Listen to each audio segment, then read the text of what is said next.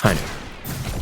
The rootin' tootin' newton Lemurian shootin' boss boopin' anytime is High Noon and Gunslinger himself. Bandit sports an easy character unlock and a simple to learn kit with a skill ceiling that's a bit higher than you might expect.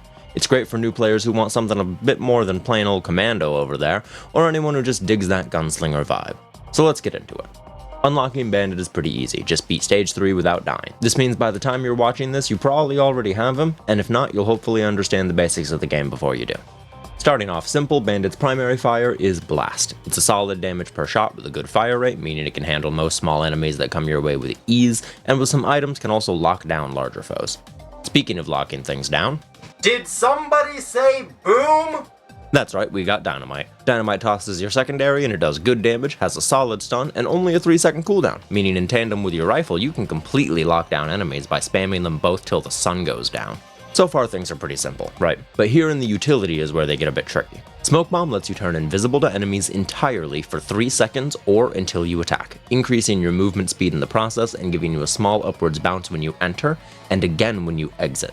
When you pop out, you stun enemies nearby and damage them in the process, but it has a relatively massive 13-second cooldown. The move speed and bit of verticality can be used to get around, such as jumping off a ledge, popping smoke to bounce up, then shooting immediately to break cloak and bounce up again, all to reach a ledge just out of reach, and not to mention having to take all the heat from enemies off if you can be great for getaways or just a moment to breathe and reposition in a hectic fight. But what to do about that cooldown?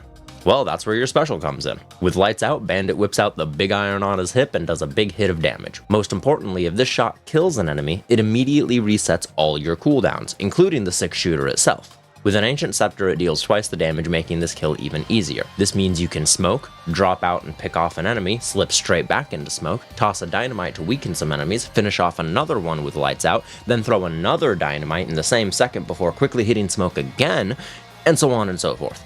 As long as you're precise and make sure to pick off the right targets who are within kill range for your revolver, this ability lets Bandit play exponentially faster. It's not as easy as it sounds, but it sure is rewarding. Bandit has ults for his primary, utility, and special. Thank goodness I don't have to sacrifice my dynamite. For the primary, you'll need to complete the trial Castle of Memories, where you use the ability to make your way through a cool map that's also a fun little reference.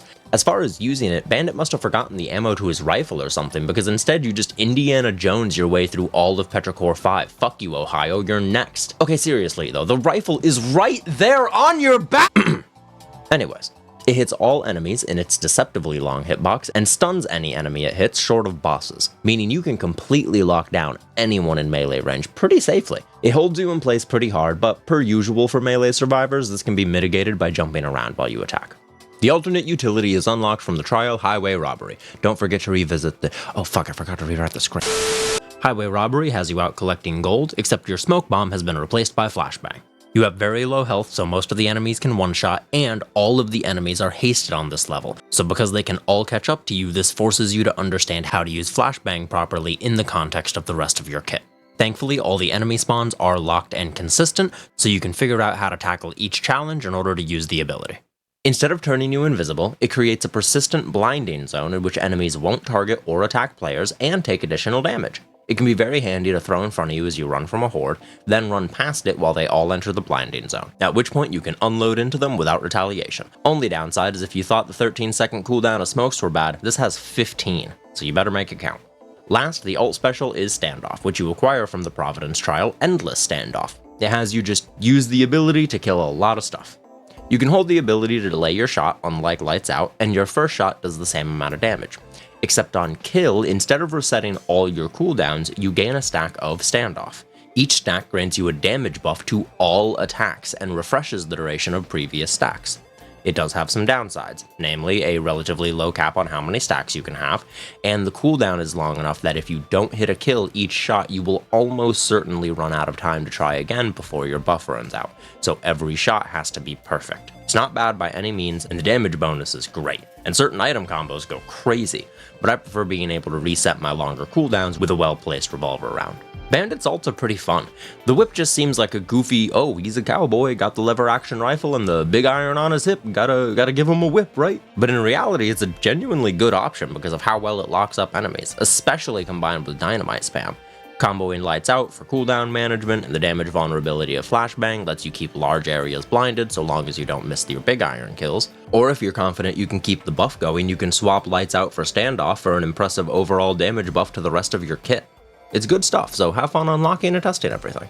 Bandit has some interesting item combos, and frankly, I'm sure to miss more than a few. So Bandit mains, in the words of Brennan Lee Mulligan, get in the comments. First in white, fire rate is good on anyone, but it's particularly good on someone like Bandit with a slightly higher damage per shot who still maintains a good base fire rate. And because of that fire rate, on-hit items in general are very nice as well. So you're looking at your usual suspects of Syringe, Mocha, and Rusty Knife. But both of Bandit's utility skills have an interesting relationship with contact damage items. See, both of them allow you to get up close and personal with enemies with little to no risk to yourself whatsoever, making the Toxin even more of a top tier pick than usual for Bandit, and things like Barbed Wire are also really good. Also, because of how spammable Dynamite is, just one backup mag can be a game changer. 2, and you're having a real good time. For greens, our theme of movement and proximity damage continues, with strong showings from Red Whip and all of the items that damage enemies for being near you, such as Charge Field Generator. Your items doing damage don't count as you entering combat, so you can kill enemies, drop Smoke Bomb, and run through them at Red Whip speed and keep racking up kills or at least weaken nearby enemies enough for a cooldown reset from Lights Out, allowing you to do it all over again.